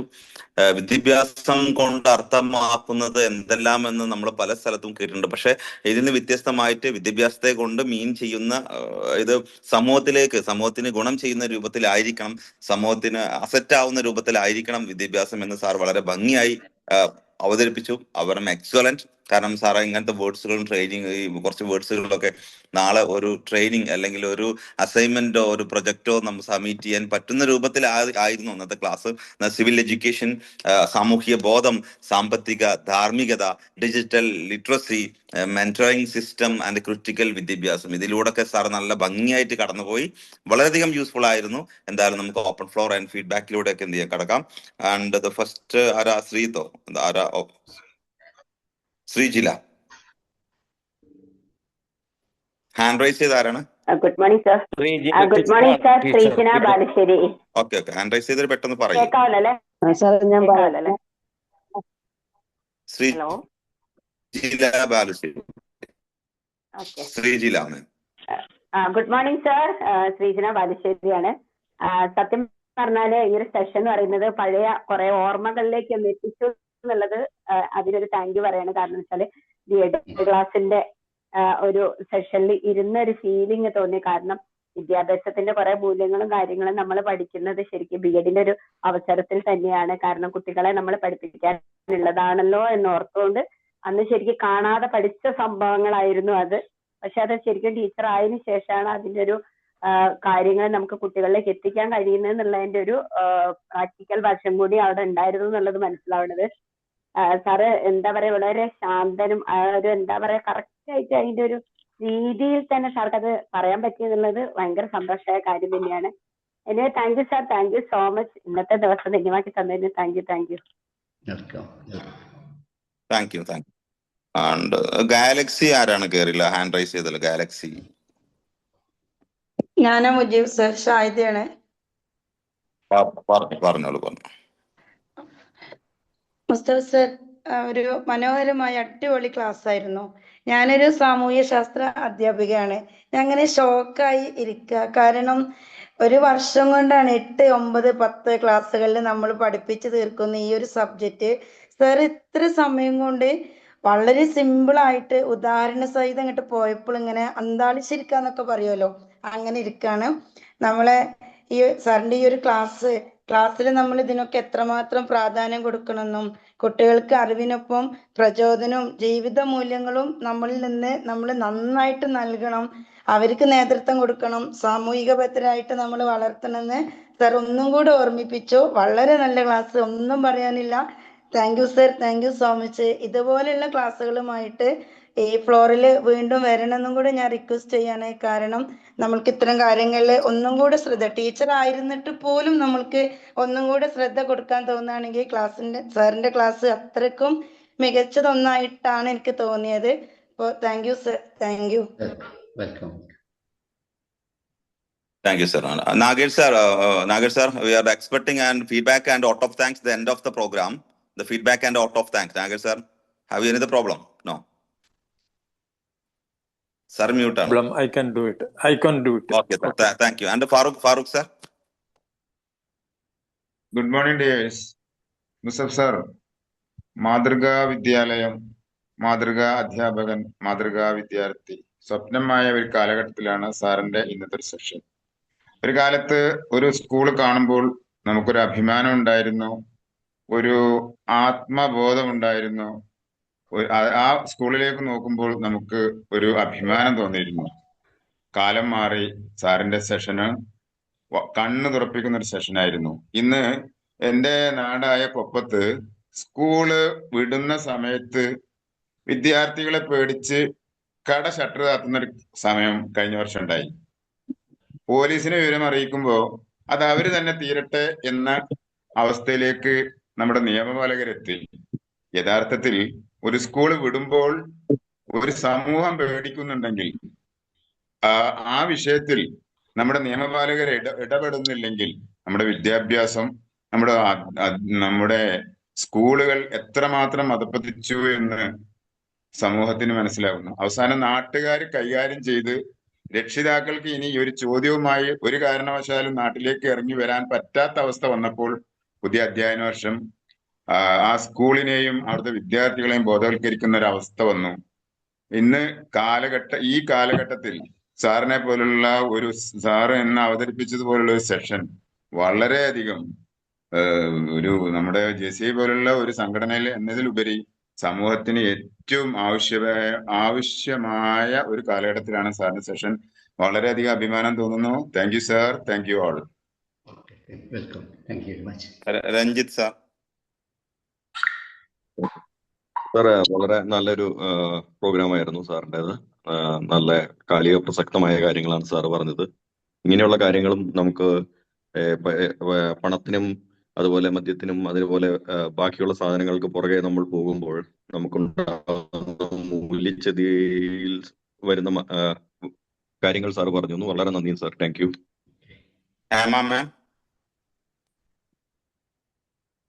Thank you sir. Mustafa sir, ഞാൻ ഹേമരജനി പ്രകാശ്, തിരുവനന്തപുരത്ത് നിന്ന്. അടിപൊളി സെഷനായിരുന്നു. അതിലുപരി ഇന്ന് വെൽക്കം സ്പീച്ച് എനിക്കായിരുന്നു. പക്ഷേ എൻ്റെ ഒരു വാങ്ങില് സ്റ്റിച്ച് കാരണമാണ് എനിക്കത് അവസരം എനിക്ക് നഷ്ടപ്പെട്ടത്. പക്ഷെ എങ്കിലും ഇന്നത്തെ ഈ ക്ലാസ് എന്നെ ഇവിടെ പിടിച്ചിരുത്തുമായിരുന്നു. ഞാൻ ഹോസ്പിറ്റലിൽ പോകാനായിട്ട് റെഡി ആകായിരുന്നു, പക്ഷെ ഞാൻ പോയില്ല. ഇനിയാണ് പോകാൻ. സൂപ്പർ സെഷനായിരുന്നു സാർ. എന്താ പറയാ, സമന്വയ വിദ്യാഭ്യാസം അത് അടിപൊളിയായിട്ട് സാറിന്റെ ആ ഒരു സ്പീച്ച് തന്നെ ശരിക്കും നമ്മുടെ ഹൃദയത്തിലേക്കാണ്. ഞാൻ എൻ്റെ മോനെ ഉറക്കത്തു നിന്നാണ് വിളിച്ചുണർത്തി അത് കേൾപ്പിച്ചത്. എല്ലാവരും അത് കേട്ടു. Super session. Thank you sir. Thank U. I love you so much. Thank you. Thank you. Thank you sir. ഒരു ഐ ഓപ്പൺ സെഷൻ ആയിരുന്നു. നമുക്കറിയാം, നമ്മൾ പഠിപ്പിക്കുന്ന വിഷയങ്ങളിൽ ജീവിതവുമായി ബന്ധിപ്പിച്ച് തന്നെയാണ് പഠിക്കേണ്ടത്. ശരിക്കും ടെക്സ്റ്റ് ബുക്കിലുള്ളത് പഠിപ്പിക്കാനല്ല അധ്യാപകരുടെ ആവശ്യം. അത് കുട്ടികൾക്ക് തന്നെ ഇവിടുന്ന് പഠിക്കാം. ധാരാളം മാധ്യമങ്ങളുണ്ട്. പക്ഷെ സമൂഹവുമായി ബന്ധപ്പെട്ട് കുറെ മൂല്യങ്ങളാണ് കുട്ടികൾ പഠിക്കേണ്ടത്. സത്യത്തിൽ ഇന്നത്തെ വിദ്യാഭ്യാസം ശരിക്കും സ്കൂളുകളിലേക്കൊക്കെ ഇറങ്ങിക്കഴിഞ്ഞാൽ നമുക്ക് തന്നെ ഒരു വിഷമം വരും. പണ്ടത്തേതിൽ നിന്ന് കുറച്ചും കൂടെ ഒരു ഗൗരവമായ രീതിയിൽ ചിന്തിക്കേണ്ട വിഷയങ്ങൾ തന്നെയാണ് ഇപ്പോൾ ഉള്ളത്. ശരിക്കും അധ്യാപകരും ഇതുപോലെയുള്ള കാര്യങ്ങൾ അധ്യാപകരും ഒരു സ്കൂളിനെ നയിക്കുന്ന എച്ച്എമ്മും എല്ലാം അറിഞ്ഞിരിക്കേണ്ടതാണ്. നല്ലൊരു സെഷൻ തന്നെയായിരുന്നു. Thank you. Thank you sir. Thank you. Thank you. Next doctor Divya Sajith എന്നുള്ള പേരിലാണ് വന്നുള്ളത്. ഓക്കെ, ദിവ്യ മാമിന്റെ ഹസ്ബൻഡ് ആണ്. Thank you sir. Good morning sir. Mustafa sir. Doctor Sajith. ഞാൻ വർക്കല SN കോളേജിലെ അധ്യാപനമാണ് സാർ. നമ്മുടെ ഹിന്ദി ഡിപ്പാർട്ട്മെന്റ് ഹെഡാണ് സാർ. ഞാൻ നമ്മുടെ നാഷണൽ മിഷൻ ഫോർ മെന്ററിങ്ങിന്റെ നമ്മുടെ സെൻട്രൽ ഗവൺമെന്റിന്റെ മെന്റർ കൂടിയാണ്. ഈ സാർ ഇന്ന് പറഞ്ഞ വിഷയം ഞാൻ നോട്ട് ചെയ്യായിരുന്നു, എല്ലാം എഴുതിയെടുക്കുന്നുണ്ടായിരുന്നു. നമുക്ക് അത്രയും ഇമ്പോർട്ടൻ്റ് ആയിട്ടുള്ള സാധനമാണ്. കുറച്ച് പോയിന്റ്സ് കിട്ടുകയും നോക്കിയിട്ട് ബാക്കി എഴുതാം സാർ. രാവിലെ പോകാനുള്ള തയ്യാറെടുപ്പ് ആയതുകൊണ്ടാണ് മുഴുവൻ കേൾക്കാനും പറ്റില്ല. പക്ഷേ സാർ ഇതിൽ ഈ വളരെ റിലവൻ്റ് ആയിട്ടുള്ളൊരു ടോപ്പിക്, കാരണം നമ്മളുമായിട്ട് റിലേറ്റ് ചെയ്ത് നിൽക്കുന്നത് കൂടി കൊണ്ട് ഇതിൽ ഈ പറഞ്ഞ കാര്യങ്ങൾ ആദ്യം ബോധ്യപ്പെടുത്തി. സാറിൻ്റെ ഒരു 27 വർഷത്തെ എക്സ്പീരിയൻസ് കൊണ്ട് ഇത് ആദ്യം ബോധ്യപ്പെടുത്തി കൊടുക്കേണ്ടത് സമൂഹത്തിലെ ഏത് വിഭാഗത്തിനെയാണെന്ന് സാറിൻ്റെ അഭിപ്രായത്തിൽ? ഏത് വിഭാഗത്തിനാണെന്ന് വെച്ചാൽ അധ്യാപകർ തന്നെയാണ് സാർ. അതാണ് ഇതിനകത്തുള്ള മെയിൻ പ്രശ്നം. ഞാൻ ഉൾപ്പെടുന്ന അധ്യാപക വിഭാഗം നമുക്കറിയില്ല എങ്ങനെ മുന്നിൽ വന്നിരിക്കുന്ന കുട്ടിയെ ഒരു വിഭാഗം എന്താ പറയാ സാർ, ഇങ്ങനെ പറയുമ്പോഴത്തേക്കും നമുക്ക്, കാരണം ഞാൻ ഈ പറയുന്ന 2 ദിവസമായിട്ട് കോളേജിൽ ചില കാര്യങ്ങളുമായിട്ട് ബന്ധപ്പെട്ട് ചില കാര്യങ്ങൾ പറഞ്ഞുകൊണ്ട് ഞാൻ ഒറ്റപ്പെട്ട് നിൽക്കുക. ഞാൻ പറഞ്ഞ ചില ആശയങ്ങൾ, പുതിയ ഫസ്റ്റ് ഇയർ കുട്ടികൾ വന്നപ്പോൾ പുതിയ ആശയങ്ങൾ പറഞ്ഞപ്പോൾ ആ ആശയങ്ങൾ അവിടെ ഇംപ്ലിമെന്റ് ചെയ്യണമെങ്കിൽ നമ്മൾ അധ്യാപകർക്ക് പണിയെടുക്കേണ്ടി വരും എന്നുള്ളത് കൊണ്ട് എന്നെ ഒറ്റപ്പെടുത്തി. അതാണ് നമ്മുടെ ഒരു മെയിൻ പ്രശ്നം. അധ്യാപകർ ഇന്നലെ നമ്മുടെ SN ട്രസ്റ്റുകളുടെ റിസർച്ച് ഓഫീസറുമായിട്ട് സംസാരിച്ചപ്പോഴും അദ്ദേഹം പറയുന്നതാണ്, ഒരു കാര്യങ്ങൾക്ക് ഏറ്റെടുക്കാൻ ലാസ്റ്റ് ഒന്നും നമ്മുടെ അധ്യാപകർ മാറാതെ ഒന്നും നടക്കത്തില്ല. വാല്യൂ എഡ്യൂക്കേഷൻ എന്താണെന്ന് അറിയത്തില്ല. ഈ പറഞ്ഞ കാര്യം സമന്വയ വിദ്യാഭ്യാസം ഇതിലിപ്പോൾ തന്നെ നമുക്ക് വളരെ വിഷമമാണ് സാർ ഇത് പറഞ്ഞില്ല. സമന്വയിപ്പിക്കേണ്ട ആൺകുട്ടികളുടെയും പെൺകുട്ടികളുടെയും വിദ്യാഭ്യാസം കൂടി ഒന്ന്, കാരണം ഒരു കാലഘട്ടത്തിൽ സ്ത്രീകൾക്ക് വിദ്യാഭ്യാസത്തിന് വേണ്ടി ആയിരുന്നു. ഇന്ന് സ്ത്രീകൾക്ക് പെൺകുട്ടികൾക്ക് ഇല്ല, പക്ഷെ ഇന്നിപ്പോ നശിച്ചുകൊണ്ടിരിക്കുന്നത് ആൺകുട്ടികളാണ് സാർ. എൻ്റെ കോളേജിൽ ഞാൻ അല്ലെങ്കിൽ വർക്ക് ചെയ്ത കോളേജിൽ 95% ആൺകുട്ടികളും ഡിഗ്രി പാസ്സാകുന്നില്ല. അവർ പഠിക്കുന്നുമില്ല, ക്ലാസ്സിൽ കയറുന്നില്ല. അതിന്റെ ഒരു തെളിവാണ് സാർ PG-യിലേക്ക് വരുമ്പോഴത്തേക്കും മരുന്നിന് പോലും ഒരു കുട്ടി ആ ക്ലാസ്സിൽ ഇല്ലാത്തത്. 20 പേര് ഇരിക്കുന്ന സീറ്റിൽ മുഴുവൻ പെൺകുട്ടികളാണ്. ഉണ്ടെങ്കിൽ തന്നെ ഒരു പയ്യനുണ്ടാവും, അവൻ അത് ഈ ഒരു അവസ്ഥയിൽ പോകുന്നു. ആൺകുട്ടികളുടെ ഇത് ഭയങ്കര വിഷമമുണ്ട്. പലപ്പോഴും നമ്മൾ ആൺകുട്ടികൾക്ക് വേണ്ടി ഒത്തിരി സംസാരിക്കുമ്പോഴും അവിടെയും നമ്മൾ ഒറ്റപ്പെടുന്നുണ്ട്. ഇതിന് എന്ത് ചെയ്യാൻ പറ്റും സാർ? ഈ അധ്യാപകർക്ക് ഇതൊന്ന് അധ്യാപകരൊന്ന് മാറിക്കഴിഞ്ഞാൽ രക്ഷപ്പെടും സാർ. സമൂഹവും ബാക്കിയുള്ളവരും പാരന്റ്സും ഒക്കെ പോട്ടെ, അവർ പിന്നെ ഈ വിഭാഗത്തിനെ എങ്ങനെയാണൊന്ന് നന്നാക്കി എടുക്കുക എന്നുള്ളതാണ് സാർ. എന്തായാലും ഇത് വർക്ക് ചെയ്യണം. ഞാൻ ജനറലൈസ് ചെയ്തതല്ല സാർ. ഒത്തിരി പേരുണ്ട്, ഡെഡിക്കേറ്റഡ് ആയിട്ടുള്ള ഒത്തിരി. ഇപ്പൊ എന്റെ കോളേജിൽ നിന്ന് നോക്കുകയാണെങ്കിലും ഉണ്ട്, കുറച്ച് പേരുണ്ട്. പക്ഷെ ബാക്കിയുള്ളവരല്ല. സാർ കുട്ടികളുടെ മുഖത്ത് നോക്കി ചിരിക്കത്ത് പോലും ഇല്ലാത്ത അധ്യാപകരുണ്ട് സാർ. അവരെ ഒന്ന് കൂടെ നിർത്തുകയോ ഒന്നുമില്ല. വെറുതെ ഇപ്പം നമ്മുടെ ഹെമ്രാനി മാം പറഞ്ഞ പോലെ സിലബസ് തീർക്കുന്ന ഒരു വിഭാഗം പോലെ വരുന്നു. അല്ലാതെ കുട്ടികൾ ട്യൂട്ടേഴ്സ് ഉണ്ട്, അവരുടെ തന്നെ ട്യൂട്ടേഴ്സ് ഉണ്ട്. അവർ പോലും കുട്ടികളുമായിട്ട് ബന്ധപ്പെട്ട ഒരു കാര്യം അവർക്കറിയില്ല. ഓക്കെ, എന്തായാലും സാർ വളരെ റെലവന്റ് ടോപ്പിക്. ഞാൻ എല്ലാം എഴുതിയിരുന്നു സാർ. അതിലെ സമന്വയ വിദ്യാഭ്യാസ പോയിന്റ്സ് മിസ്സിംഗ് ആണ്. പിന്നീട് ഞാൻ റെക്കോർഡിംഗ് നോക്കി എഴുതിക്കോളാം സാർ. ഗംഭീരമായ topic sir. Thank you sir. Thank U. പറഞ്ഞോളൂ. പെട്ടെന്ന് ജസ്റ്റ് ഒരു മിനിറ്റിന്റെ ഉള്ളിൽ എല്ലാവരും പറയാൻ വേണ്ടി ശ്രമിക്കുക കേട്ടോ. Thank you sir. സെഷനാണ് സാറ് പറഞ്ഞ ആ 4ഉം 7ഉം പോയിന്റ് ഉപവിഭാഗങ്ങൾ ഉൾപ്പെടുത്തി ഒരു സമന്വയ വിദ്യാഭ്യാസം നടത്തുകയാണെങ്കിൽ തന്നെ ഒരു ഉത്തമ പൗരനായിട്ട് പുറത്തേക്ക് വരും. ഇത് ഞാൻ നമ്മുടെ മുജീബ് സാറിന്റെ വെസ്റ്റേൺ കോളേജിൽ ചില കുട്ടികളുടെ ഫീഡ്ബാക്ക് ഞാൻ കേട്ടു. അതവിടെ പ്രാവർത്തികമാക്കുന്നു എന്ന് എനിക്ക് തോന്നിപ്പോയി ഇതെല്ലാം കേട്ടപ്പോൾ. എന്തായാലും വളരെ നല്ലൊരു section. Thank you sir. Thank you so much. Okay, Kabir sir.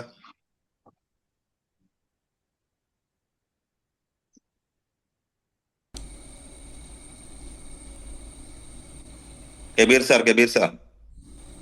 Das sir. Good morning sir. Good morning. ഇന്നത്തെ സാറിന്റെ സ്പീച്ച് ഒരു ട്രെയിനിങ് എന്ന് പറയാൻ പറ്റില്ല. സാറിന്റെ സ്പീച്ച് ഇതിനകത്ത് ഒരുപാട് പേരും അധ്യാപകരാണ്. അവർക്കെല്ലാവർക്കും അധ്യാപകർക്ക് തന്നെ ഒരു കണ്ണു തുറപ്പിക്കലായിരുന്നു എന്ന് വേണമെങ്കിൽ പറയാൻ പറ്റും. മറ്റുമല്ല, നമ്മൾ 10-12 വർഷം കുട്ടികളെ സ്കൂളിൽ വിദ്യാഭ്യാസത്തിന് അയച്ചിട്ട് നല്ല മൂല്യബോധമുള്ള ഒരു സമൂഹത്തെ, ഒരു വിദ്യാർത്ഥിയെ പുറത്ത് കൊണ്ടുവരാൻ കഴിഞ്ഞില്ല എങ്കിൽ ആ വിദ്യാഭ്യാസത്തെ കൊണ്ട് എന്ത് ഉപയോഗമാണ് ഈ സമൂഹത്തിനുള്ളത്? സാർ അക്കാര്യത്തിനെ കുറിച്ച് വളരെ ഊന്നൽ നൽകി സംസാരിച്ചു. ഇന്നത്തെ സമൂഹത്തിലെ കുട്ടികളിൽ ഉണ്ടാകുന്ന മൂല്യച്യുതി, അതിന്റെ പൂർണ്ണമായ ഉത്തരവാദിത്വം ഇന്നത്തെ വിദ്യാഭ്യാസത്തിന് തന്നെയാണ്. ഒരുപാട് പേരുടെ ഇങ്ങനെയുള്ള സ്പീച്ചുകൾ കേട്ടിട്ടുണ്ട്. പക്ഷെ ഇന്ന് ഒരു അധ്യാപകനും ഒരു കോളേജിലെ പ്രിൻസിപ്പളും ഒരു സ്കൂളിലെ പ്രിൻസിപ്പളും എന്ന നിലയിൽ അങ്ങയിൽ നിന്ന് ഇത് കേട്ടതിൽ ഒരുപാട് സന്തോഷമുണ്ട്. ഇതുപോലെയുള്ള സെഷനുകൾ നമ്മുടെ മോർണിംഗ് ടോക്കിലെ പോലെ തന്നെ എവിടെയെല്ലാം കോളേജുകളിലും അധ്യാപകർക്കും പകർന്നു നൽകാൻ അങ്ങേക്ക് കഴിയണം. അതുപോലെ തന്നെ ഇതിനകത്ത് ഒരുപാട് ട്രെയിനേഴ്സ് ഉണ്ട് നമ്മളുടെ. ഈ ട്രെയിനേഴ്സും ഒക്കെ ഇതെല്ലാം നമ്മുടെ എല്ലാവരുടെയും ഒരു കൂട്ട ഉത്തരവാദിത്തമാണെന്ന നിലയിൽ സമൂഹത്തിൽ ചേഞ്ചുകൾ കൊണ്ടുവരാൻ നിങ്ങൾ എല്ലാവരുടെയും ഭാഗത്തുനിന്ന്, ഈ ഇന്നത്തെ പുതിയ തലമുറയിൽ വ്യത്യാസം കൊണ്ടുവരാൻ നിങ്ങളുടെ ഭാഗത്തുനിന്ന് ഇനിഷ്യേറ്റീവ് ഉണ്ടാവണം എന്ന് മാത്രം റിക്വസ്റ്റ് ചെയ്തുകൊണ്ട് ഇന്ന് ഇതുപോലൊരു സബ്ജക്റ്റുമായി എത്തിയ താങ്കൾക്ക് ഒരുപാട് അഭിനന്ദനങ്ങൾ അറിയിച്ചുകൊണ്ട് നിർത്തുന്നു. Thank you very much. Thank you sir. സമയത്തിന്റെ അതിക്രമം മൂലം നമ്മൾ ഫീഡ്ബാക്ക് പറയുന്നതിനുള്ള ഒരു അവസരം നമുക്ക് ഇനി ചെയ്യാൻ കഴിയില്ല. എന്തായാലും ഒരു 30 സെക്കൻഡ് മാത്രം എടുക്കുകയാണെങ്കിൽ ആരും ഫീഡ്ബാക്കിൽ ഒതുക്കുക. നിങ്ങളുടെ എക്സ്പീരിയൻസ് ഒക്കെ ഒഴിവാക്കി ഫീഡ്ബാക്കിൽ ഒതുക്കുക. 30 second. Naseena ma'am, fast. Good morning sir. Good morning sir. എന്നെ പറഞ്ഞു ഞാൻ തോന്നുന്നു എക്സ്പീരിയൻസ് പറയരുതെന്നല്ലേ? ഓക്കെ സാറേ, പിന്നെ എന്തായാലും ഇന്നത്തെ സെഷൻ വളരെ പ്രയോജനപ്രദമായിരുന്നു. എന്താന്ന് വെച്ചാൽ മിക്ക ടീച്ചേഴ്സും പരസ്പരം അതുപോലെ തന്നെ അവാർഡിന് വേണ്ടി ടീച്ചേഴ്സ് കൂടുതലായിട്ട് ഇപ്പം പ്രവർത്തിക്കുന്നതായിട്ട് കാണുന്നു. പല രീതിയിലുള്ള അവാർഡുകൾ കിട്ടുന്നതിന് വേണ്ടി കുട്ടികൾക്ക് എങ്ങനെ അത് ബെനിഫിറ്റ് ആകുന്നതെന്നല്ല, എങ്ങനെയെങ്കിലും മാക്സിമം അതൊക്കെ നേടിയെടുക്കുന്നതിന് വേണ്ടിയുള്ള ഒരു വെപ്രാളം പോലെ ആ ഒരു രീതിയിൽ കാണുന്നുണ്ട്. അതുപോലെ തന്നെ എല്ലാവരും ചോദിക്കുന്ന ഒരു ചോദ്യം, പഠിക്കുന്ന എന്തിനാ, നമുക്ക് ഇതുകൊണ്ടൊരു ഗുണവും ഇല്ലല്ലോ. സാറ് പറഞ്ഞ പോലെ ഒരേ സബ്ജക്റ്റ് പഠിക്കുമ്പം അതിൻ്റെതായിട്ടുള്ള നമ്മുടെ ജീവിതത്തിൽ പ്രാബല്യത്തിൽ കൊണ്ടുവരാൻ വന്ന വലിയ ഒരു ഇമ്പാക്റ്റ് തന്നെ നമുക്ക് സമൂഹത്തിന് ഉണ്ടാക്കാൻ പറ്റും. പിന്നെ നമ്മുടെ മുജീബ് സാറിന്റെ വിദ്യാഭ്യാസ രീതി എന്തായാലും പ്രത്യേക ഒരു സ്ഥാപനം നടത്തി സാർ നടത്തുന്ന കാര്യങ്ങളൊക്കെ കാണുമ്പോൾ തന്നെ ഒരുപാട് സന്തോഷം ആകുന്നുണ്ട്. എന്തായാലും അങ്ങനെയൊക്കെ എല്ലാവരും മുന്നോട്ട് വിദ്യാഭ്യാസത്തിന് കൂടുതൽ പ്രാധാന്യവും അവരുടെ മെന്റൽ ഹെൽത്തും എല്ലാം പ്രൊമോട്ട് ചെയ്യുന്ന രീതിയിലുള്ള ഒരു വിദ്യാഭ്യാസം ആകട്ടെ എന്ന് പ്രാർത്ഥിക്കുന്നു. എല്ലാ ടീച്ചേഴ്സ് ഇതിനകത്ത് കൂടുതലും ടീച്ചേഴ്സും ട്രെയിനേഴ്സിനൊക്കെ അതുപോലെ പ്രവർത്തിക്കാൻ കഴിയട്ടെ എന്ന് ആശംസിക്കുന്നു. Thank you sir. Sir excellent session. Thank you. Yes, yes. Mujeeb sir Okay.